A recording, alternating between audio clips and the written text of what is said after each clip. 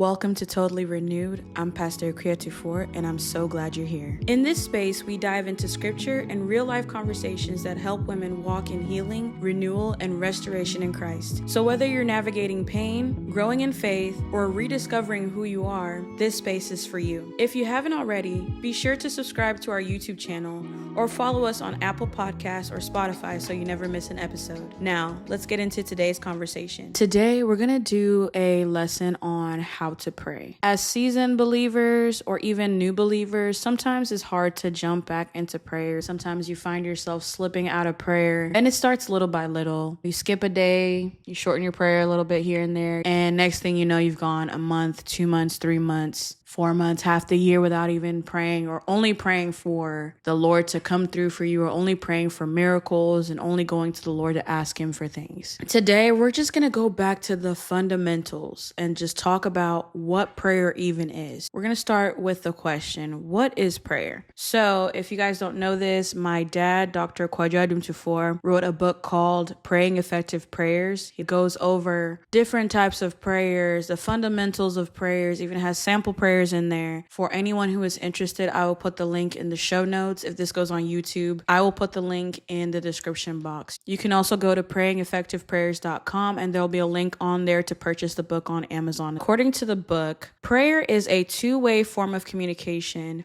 whereby we make our thoughts and feelings known to God, and he in turn shares with us. So it's a two-way form of communication. We make our thoughts and feelings known to God, and then God in turn shares with us. Let me go on to read the next paragraph. Researchers have found over 126 definitions for communication, but the one that I fully embrace is the process of acting on information. Someone does or says something. Remember the two-way form of communication? We make our thoughts known to God and our feelings known to God. Someone does or says something, and others think or do something in response to the action or the words as they understand them. Now that we've gone over the definition of prayer, let's go over how to begin your prayer. As we talked about, as seasoned believers or new believers, it may be difficult to begin or re-engage in prayer. It can feel a little awkward getting back into communication with God, especially after so long, only to request a miracle or to do warfare or just to simply chat with the Lord. And one thing that the enemy loves to do is distract you from even starting by planting shame and guilt in your mind and your heart, saying things like, how can you go back to God after what you've done? God won't even listen to your prayer. It's been too long. But let's see what the word of the Lord says, because when the enemy starts planting thoughts in your head, the best way to counteract it is to first say, away with you, Satan. You just shut him off. Don't even go back and forth with him. You say, away with you, Satan, and then you feed yourself with the word to push out those negative thoughts. Let's look at what the word of the Lord says. So in Matthew chapter 7, verse 7, I'm reading from the New King James Version. It says, ask and it'll be given to you. Seek and you will find. Knock and it'll be opened to you. Remember when we talked about the definition of prayer, we said that it was a two-way form of communication whereby we make our thoughts and feelings known to God, and he in turn responds to us or shares with us, right? So you can see here, we act by asking, and it says it'll be given to you. We seek,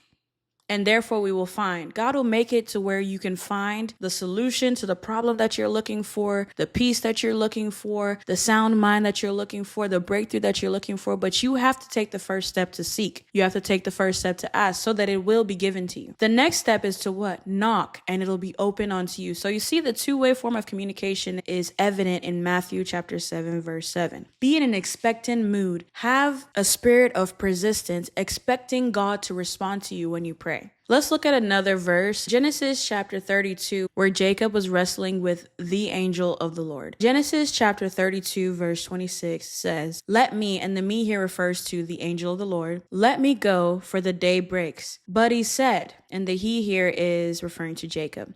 But he said, I will not let you go until you bless me. I will not let you go until you bless me. You have to condition your mind that, Lord, as I'm praying this prayer by faith, I will not let you rest until you bless me. That's how you move in persistence in prayer. Be persistent in your faith, expecting God to respond. I will not let you go until you bless me. We know what prayer is now. We've talked about how to be persistent in your faith and in prayer and to have an expectant heart, to wait on the Lord.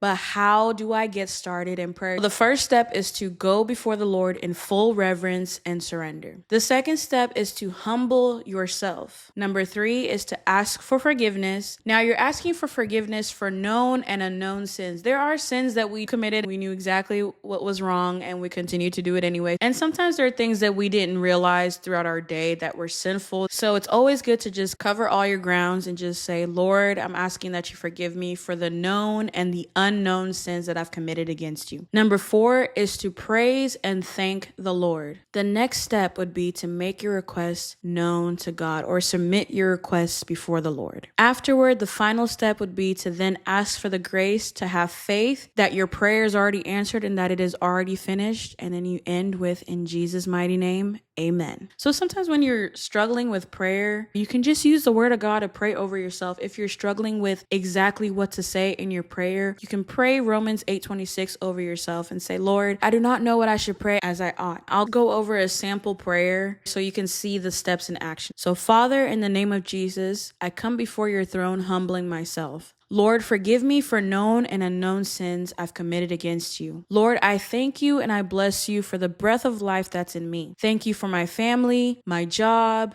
and saving me through your Son, Jesus Christ. This would be the moment that you present your case to the Lord, whether it's something you're struggling through, a miracle that you're waiting on, the strength to go through your day, deliverance from the spirit of heaviness, whatever it is. At this point, you would present your case or make your petition known to God. And then the next step would be for you to thank the Lord for answering your prayer and to have full faith that he'll fight on your behalf and deliver you. And then, of course, you end in Jesus' mighty name, amen. Let me pray for you as you embark on this new journey of getting back into communication with the Lord. Father, in the name of Jesus, I come before your throne, humbling myself. Thank you, Lord, for the word that your child has received today. Thank you, Lord, that the words that were spoken were not me, but you speaking through me. In the name of Jesus, Father, I bless your name. I glorify you. Thank you for the breath of life that each and every person listening to this has in their body. Thank you, Lord, for saving them and directing them to this message to get back into communication with you. Lord, your word says in Matthew 7:7 that if we ask, it'll be given to us. If we seek, we will find. And when we knock, it'll be open unto us. Therefore, Lord, I thank you that as everyone listening to this goes on this journey of prayer and getting back into communication with you, that whatever they ask will be given to them. Whatever they're seeking, Lord, you will open up their eyes to find it. And Lord, that as they come to your throne, knocking and seeking your face in persistence, that you will open doors of all kinds to them and close doors that are not meant for them. In the name of Jesus, Father, I'm asking that you give them the grace to be consistent so that they may grow spiritually in you. Lord, we believe in full faith that it is done.